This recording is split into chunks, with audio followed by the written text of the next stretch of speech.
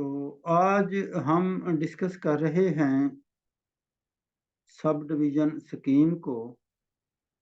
तो sub division scheme के हवाले से थोड़ा-सा जो हमारे पास एक मटेरियल था, जो लास्ट टाइम भी हमने डिस्कस किया था, अभी एक गालबन ऑनलाइन जो है ना हमने एक प्रेजेंटेशन ओपन की हुई है। तो बेसिकली ये जो हमारे पास सब डिवीज़न स्कीम हैं और उनकी जो एप्लीकेशन है वो हम डिस्कस करने लगे हैं। तो बेसिकली ये जो हमारे पास सब डिवीजन स्कीम है, बट उसमें सबसे पहले एक यहाँ पे हमने क्वेश्चन मेंशन किया है, what is computer aided geometric design. Computer aided geometric design is branch of computational geometry which deals with the algorithm for designing constructions, representation, curve and surfaces generated by polynomial equation. In computer aided geometric design, we use polynomial, piecewise polynomial, and rational polynomial to design mechanical components, computer models, and assemblies for manufacturing. There are many fields in computer aided geometric design, but I am interested in subdivision scheme. These are a few applications of subdivision scheme, but this list is not the end of application. There will be many new applications in computer aided geometric design. So we are interested in basically subdivision scheme. तो उसमें सबसे पहले हमारा जो question होता है कि what is sub division scheme. तो सब डिवीजन स्कीम को यूजुअली एक लेमैन के लिए हम उसको दो तरह से डिफाइन करते हैं। एक हम कहते हैं कि set of rules S that take a curve as input and produce more highly refined curve as output. और दूसरा हम जो उसको डिफाइन करते हैं दूसरे तरीके से कि recursively applying S yield a sequence of curve which should converge to some limit shape. अब इसमें अगर आप गौर करें तो हमने चार पॉइंट्स लिए हैं, उनको ज्वाइन करके एक कंट्रोल पॉलीगॉन बनाई है। बेसिकली ये हमारे पास क्या है जी, क्लोज पॉलीगॉन है। ठीक, इसके अंदर कितने पॉइंट्स हैं? चार। अब उसके ऊपर हमने सब डिवीजन लेवल अप्लाई किया है, एक बैनरी स्कीम अप्लाई कर रहे हैं। तो एक लेवल के बाद हमारे पास कितने पॉइंट आएंगे? 8। और दूसरे लेवल पे हमारे पास क्या होंगे? 16। और इसी तरह टू सो ऑन हमारे पास एक लिमिट कर्व बनेगी। जो हमारी लिमिट कर्व है, अगर आप देखें कि जब हमने इसको डिफाइन किया है तो हमने कहा है कि मोर हाईली रिफाइन कर्व। तो रिफाइनमेंट की हमने बात की है। अब हम आते हैं सब डिवीजन स्कीम की क्लासिफिकेशन पे। ये जो पेज है ये बड़ा अहम है। अहम इस हवाले से है कि जो सब डिवीजन स्कीम्स हैं उनकी जो टाइप्स हैं उनको हम मुख्तलिफ एंगल से उसकी टाइप डिस्क्राइब करते हैं। तो सबसे पहले अगर आप देखें कि हम बात करते हैं नंबर ऑफ एजेस की, constructing control grade just like triangle grade, quadrangle grade, hexagon grade. अब जब भी हमारे पास कोई मैश है उसको बाज़ दफ़ा हम उसके ट्राइंगल ग्रेड में उसको डिवाइड कर रहे होते हैं। आपने कुछ फिगर्स में देखा होगा, कुछ में उसके अंदर अंदर हम क्या यूज़ कर रहे थे? क्वाड्रेंगल यूज़ कर रहे होते हैं, और कुछ में हम क्या यूज़ कर रहे होते हैं? हेक्सागन। तो एक जो टाइप है जो हमारे एज कंस्ट्रक्ट हम करते हैं उसके ऊपर बेस कर रही होती है। और फिर दूसरी हमारे पास क्या है जी, जो हमारे पास स्प्लिटिंग स्टाइल है। जिस तरह हम कहते हैं कि topological grid, for example point split और फेस स्प्लिट। जब हम उनको तकसीम करते हैं, बाज़ दफ़ा हमारा फोकस क्या होता है, पॉइंट पॉइंट होता है, एक बाज़ दफ़ा हमारा पूरे का पूरा फेस होता है। जब हम किसी फेस की बात करते हैं तो अब जो नेक्स्ट हमारे पास कैटेगरी है वो रिप्रेजेंट कर रही है रिलेशनशिप ऑफ लिमिट सरफेस। जो आपकी लिमिट सरफेस है उसके साथ क्या रिलेशनशिप है, कंट्रोल पॉलीगॉन सच एज, अगर हम उसकी एग्जांपल कोट करें तो एक हमारे पास क्या है जी, अप्रॉक्सीमेटिंग सब डिवीजन स्कीम है, और दूसरी हमारे पास क्या है जी, इंटरपोलेटरी सब डिवीजन स्कीम। ठीक है। और बाज दफा सब डिवीजन स्कीम को हम कॉन्टिन्यूटी और स्मूथनेस के बिहाफ पे उसकी कैटेगरी डिस्क्राइब करते हैं। बाज दफा जो स्कीम की खसूसियात हैं, करेक्टरिस्टिक हैं, जिस तरह in the same layer such as uniform subdivision scheme and non uniform subdivision scheme. और बाज दफा उनका जो रिलेशनशिप है ज्योमेट्रिक रूल्स का with subdivision level, just like statistical subdivision scheme and dynamic. तो ये हमारे पास से क्लासिफिकेशन की थी हमने सब डिवीजन स्कीम की, उसकी जो करेक्टरिस्टिक हैं उनको मद्देनजर रखते हुए अब हम थोड़ा सा एक स्टेप और आगे जाते हैं, उसकी जो करेक्टरिस्टिक हैं उनको मोर रिफाइन करते हैं, उनकी कुछ और एग्जांपल कोड करते हैं ताकि क्लैरिटी आ सके। तो सबसे पहले जो हमारे पास हम डिस्कस कर रहे हैं, जो मेन डेफिनेशन हमारे सामने है वो है एरेटी ऑफ सब डिवीजन स्कीम। अब सब डिवीजन स्कीम को हमने कहा था कि हमारे पास क्या है जी, set of rule that take a curve as input and produce more held define curve as output, उसको हमने कह दिया था सब डिवीजन स्कीम। तो अब हमारे पास जो एरेटी है तो उसमें हम क्या करते हैं, number of point inserted at the level k plus 1 between two consecutive point from a level k is called arity of the scheme. In case when number of control point inserted are 2, 3 up to a, the subdivision scheme are called binary, ternary up to a array respectively. इसको मैं थोड़ा सा मजीद एलिब्रेट करता हूँ कि अब आपके पास कोई कंट्रोल पॉलीगॉन है, ठीक है ना, जो कंट्रोल पॉलीगॉन है उसको हम सपोज कर लेते हैं लेवल के है, और जो नियो पॉइंट हम इंसर्ट कर रहे होते हैं वो किसका होता है, k+1 लेवल का पॉइंट होगा। बेसिकली जो हमारे पास सब डिवीजन स्कीम है इसके अंदर हम लेवल की बात करते हैं, अट्रैक्शन की बात करते हैं, number of sub division step की बात करते हैं, ठीक है ना। अब इसमें या तो हम ऐसा करते हैं कि आपके पास एक एज है जैसा कि इस फिगर में आपको दिखाई दे रही है। अब एक एज को अगर हम दो में डिवाइड करते हैं, ठीक है ना, तो मेरे ख्याल में शायद आपको क्लियर नजर नहीं आ रहा, मैं थोड़ा सा इसको बड़ा कर दूं ताकि आपको क्लियर नजर आ सके, ठीक है। अच्छा जी, अब इसमें अगर आप गौर करें तो आपके पास क्या है जी, एक एज को दो एज में डिवाइड कर रहे हैं तो स्कीम हमारी क्या होगी, बाइनरी होगी।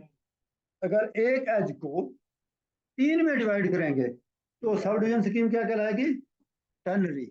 अगर एक एज को चार में डिवाइड कर देते हैं तो फिर क्या होगा, क्वार्टनरी होगा। यानी इसकी जो डेफिनेशन है, जो हम कंट्रोल पॉलीगॉन लेते हैं, या तो हम दो पॉइंट के दरमियान में दो नए पॉइंट इंसर्ट करें बाइनरी, तीन नए इंसर्ट करें टर्नरी, चार नए इंसर्ट करें क्वार्टनरी। अब बेसिकली हमारे पास जो सब डिवीजन स्कीम है इसके अंदर यूजुअली एक मिक्सिंग होती है। मिक्सिंग क्या होती है कि हमारे पास दो डिफरेंट, आपको बताया थोड़ी देर पहले मैंने बताया था कि जो स्कीम की जो करेक्टरिस्टिक हैं, ठीक है ना, अगर हम एज के विद रिस्पेक्ट टू एज की बात करते हैं या with respect to control polygon की बात करते हैं, तो उसमें हमारे पास क्या है जी, हम चले जाते हैं एरिटी की तरफ, और इसके इक्वल में या इसके कंपैरिजन में एक और डेफिनेशन है जिसे हम कहते हैं complexity of the sub division scheme.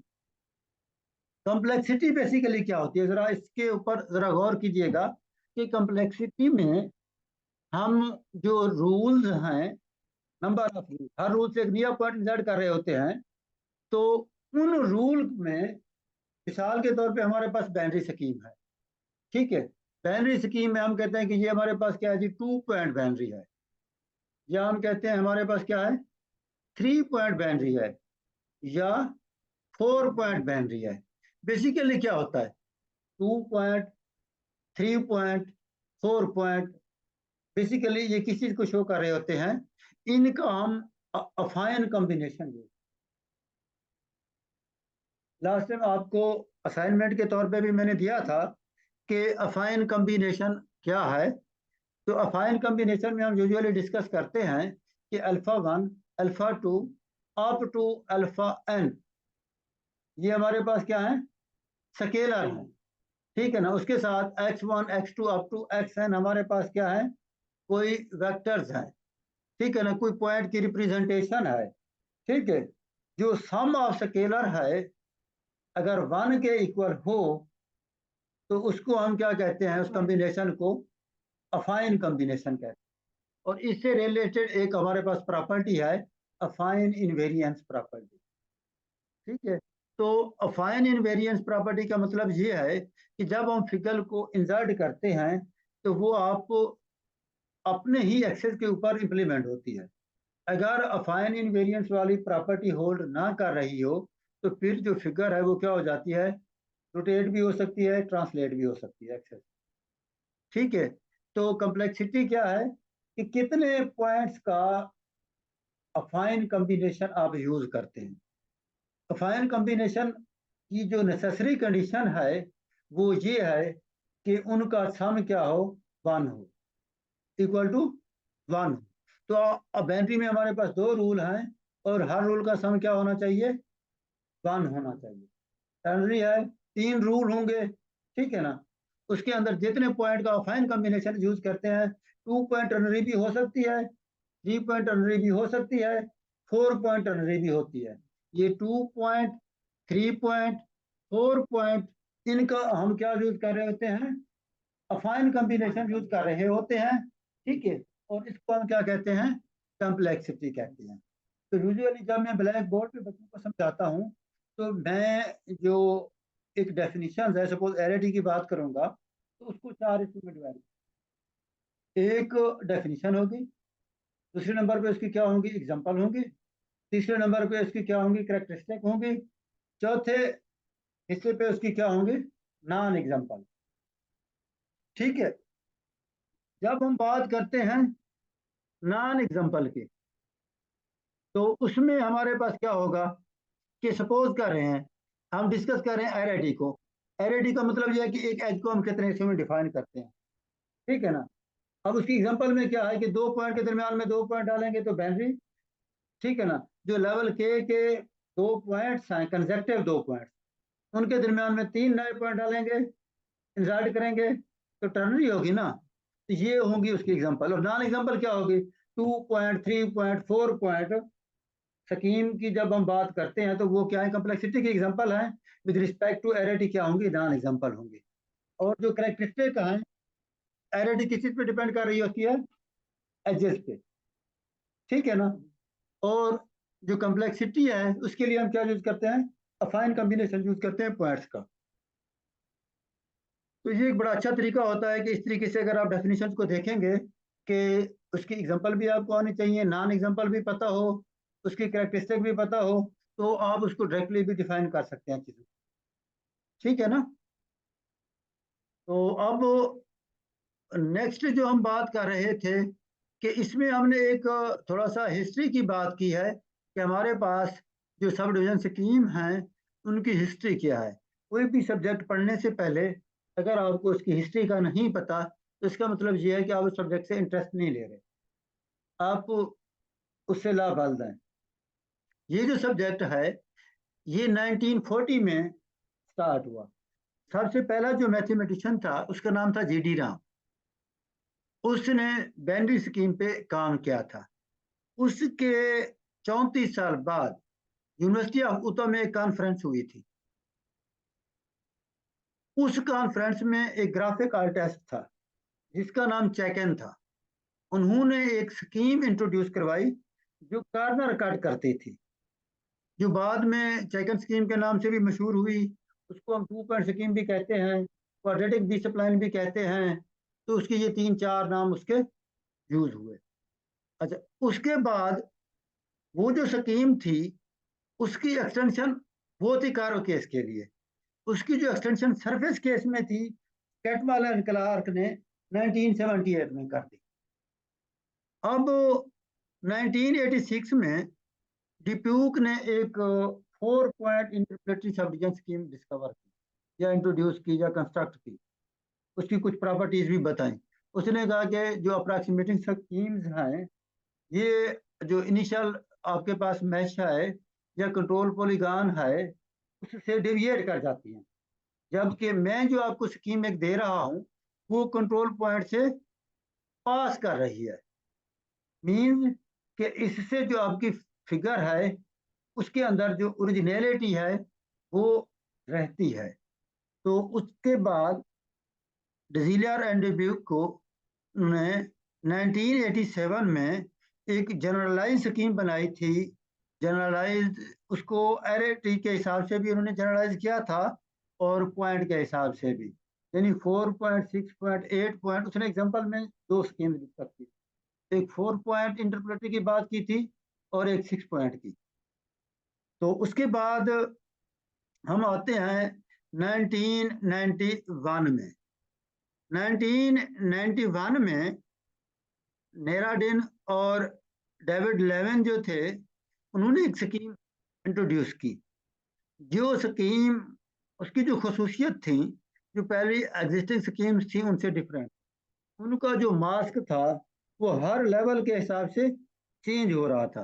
पहली जो स्कीम थी उनका जो मास्क था वो लेवल के हिसाब से उसके अंदर कोई वेरिएशन नहीं थी, जबकि नेराडिन और डेविड लेवन की जो स्कीम थी उसके अंदर जो चेंज थी वो क्या थी, लेवल के हिसाब से उनका मास्क चेंज हो रहा था।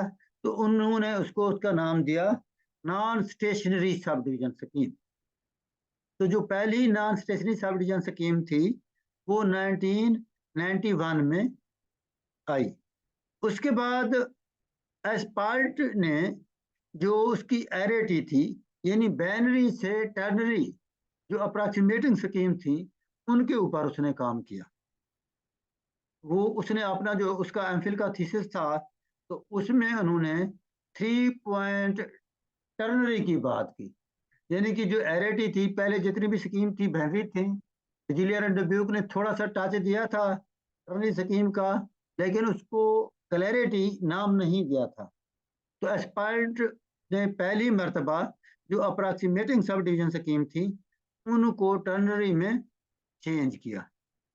अब इंटरेस्ट जो था हायर एरिटी का वो उस वक्त स्टार्ट हुआ जब खान और मुस्तफ़ा ने 4 पॉइंट को टर्नरी स्कीम इंट्रोड्यूस करवाई। ठीक है, टर्नरी के बाद क्या आई, 4 पॉइंट क्वाटर्नरी, यानी कि दो कंसेक्टिव पॉइंट के दरमियान में 4 नए पॉइंट इंसर्ट कर रहे थे।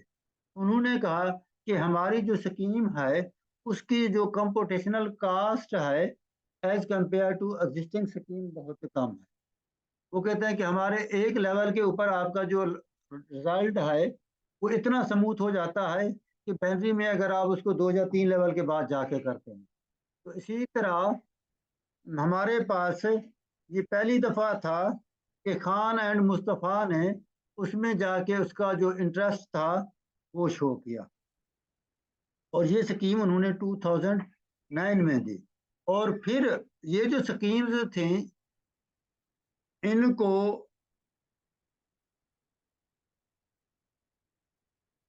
पहली मर्तबा जब हम इनको डिस्कस कर रहे थे तो इसमें हमने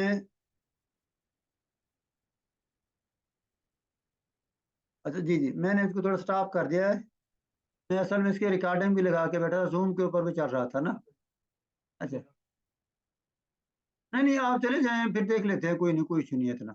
मैं आप बच्चों को पढ़ा रहा हूँ। चले, सुबह में बता दूंगा इंशाल्लाह, अगर वो देखते हैं ना।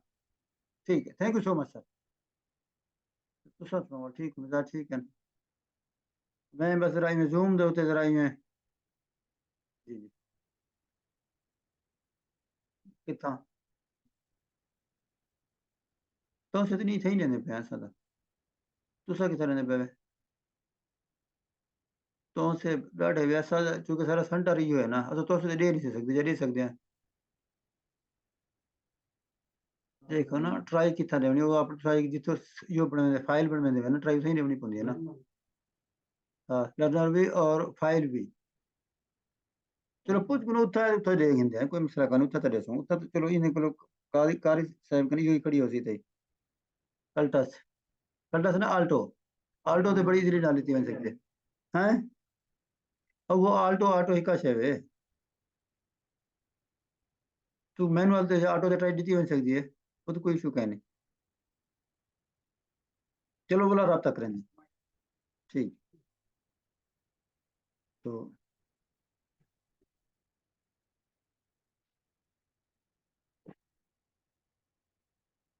अच्छा, इसमें ये जो रिकॉर्डिंग थी वो चल रही है या वो ब्रेक हो गई थी? स्टॉप तो किया था, लेकिन मेरे ख्याल में स्टॉप हुई नहीं थी। ऐसे नहीं है, चल रही है ना। ये ना स्टॉप होती तो जहाँ पास करते हैं ना हम रिकॉर्डिंग को, तो यहाँ पे पास। जी।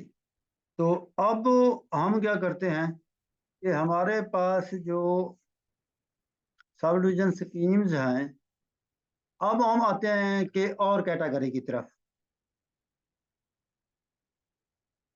अब जो हमारे पास और कैटेगरी है, वो है अप्रोक्सीमेटिंग और interpreting sub division. Approximating scheme means that the limit curve approximate the initial polygon, and then that after subdivision scheme, only the newly generated control points are in the limit curve. While in interpolating subdivision scheme means that after subdivision scheme, the control point of the original control polygon and the newly generated control points both lie on the limit curve. अब इनका फर्क ये है कि interpolating में हमारे पास क्या होता है कि एक तो हमारे पास जो ओरिजिनल कंट्रोल पॉलीगॉन है वो पॉइंट्स, और दूसरा न्यूली जनरेटेड पॉइंट, दोनों लिमिट कर्व में लाई करते हैं। यानी जो लिमिट कर्व है वो कंट्रोल पॉइंट से पास करती है। और दूसरी कैटेगरी क्या है कि सिर्फ न्यूली जनरेटेड कंट्रोल पॉइंट्स हैं, वो लिमिट कर्व में एग्जिस्ट करते हैं। तो ये हमारे पास एक हमने लास्ट टाइम जो करेक्टरिस्टिक बताई थी स्कीम की, ये आप लोगों ने तलाश करनी है और मुझे बताना है कि अप्रॉक्सीमेटिंग और जो इंटरपोलेटिंग, यहाँ पे खसूसियात हमने पहले बता दी थी ना। ये हमने कहा था ना, जो आपके पास ये आप रिलेशनशिप की जब बात करते हैं लिमिट सरफेस की ना, या लिमिट कर्व की, और control polygon such as approximating subdivision scheme and इंटरपोलेटरी sub division scheme. तो अच्छा जी, अब हम आते हैं इसमें, हमारे पास अप्रॉक्सीमेटिंग के बाद डिस्कस करते हैं, एक टर्म हम यूज कर रहे होते हैं कंटिन्यूटी की, यानी पैरामीट्रिक कंटिन्यूटी, जो हम उसके अंदर पैरामीटर यूज कर रहे होते हैं बाज दफा। Parametric continuity is a concept applied to the parametric curve describing the smoothness of the parametric value with distance along the curve. Parametric continuity indicate the smoothness of motion. इसके साथ हम एक और चीज जो डिस्क्राइब करते हैं वो होता है ऑर्डर ऑफ कंटिन्यूटी। अब एक हम बात करते हैं C naught continuity, the segment meet at the nodes are joint point. अगर हमारे पास कोई दो कर्व हैं जब मीट कर जाती हैं, तो जीरो लेवल की कंटिन्यूटी उस पर एग्जिस्ट कर लेती है। ठीक है, जो जीरो लेवल की कंटिन्यूटी है उसको अगर हमारे पास जो एक हम डिफाइन करते हैं कंटिन्यूटी को, आपने कभी एब्सोल्यूट वैल्यू की बात की है? जो हमारे पास हम बात करते हैं एब्सोल्यूट वैल्यू की एक्स की, उसके ऊपर हमारे पास डेरिवेटिव तो उसका एग्जिस्ट कर रहा होता है, लेफ्ट और राइट लिमिट जो है ना वो डिफरेंट हो जाते होते हैं, ऐसे है ना।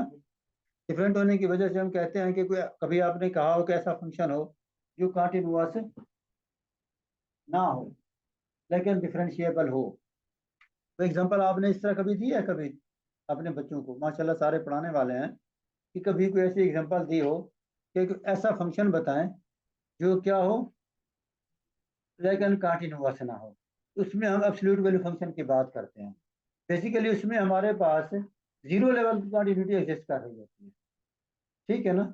अच्छा, उसके बाद हमारे पास क्या है जी, C1 कंटिन्यूटी। C1 कंटिन्यूटी के लिए क्या है जी, फर्स्ट डेरिवेटिव इक्वल हो और कंटिन्यूअस हो एट जॉइंट पॉइंट पे। और C2 में हम क्या करते हैं, फर्स्ट और सेकंड दोनों।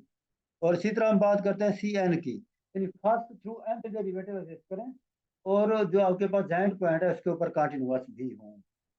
तो ये हमने थोड़ा सा ग्राफ के लिए भी उनको रिप्रेजेंट किया है। यहाँ पे जस्ट नोट मिल रहे थे, जहाँ पे ये कि थोड़ा सा था। यहाँ पे आप देख रहे हैं कि बेसिकली जो कंटिन्यूटी है उसका जो ऑर्डर है विजुअली हम उसको डिस्क्राइब नहीं कर सकते, लेकिन थोड़ा सा हमने कोशिश की है कि हम उसको डिस्क्राइब करें। तो ये, इसके बाद हम आते हैं इस पे कि हमारे पास यानी कि जो एरिटी थी, बेसिकली हमारे पास ये जो प्रेजेंटेशन थी इसके अंदर हमने क्या डिस्कस किया था, family of lambda point ary subdivision. इसमें हमने एक फैमिली डिस्क्राइब की थी कि जो नंबर ऑफ पॉइंट भी इंक्रीज कर रहे थे और एरिटी भी इंक्रीज कर रही थी। तो इसको हम क्या करेंगे, इसके बाद जाकर डिस्कस करेंगे। तो अच्छा जी,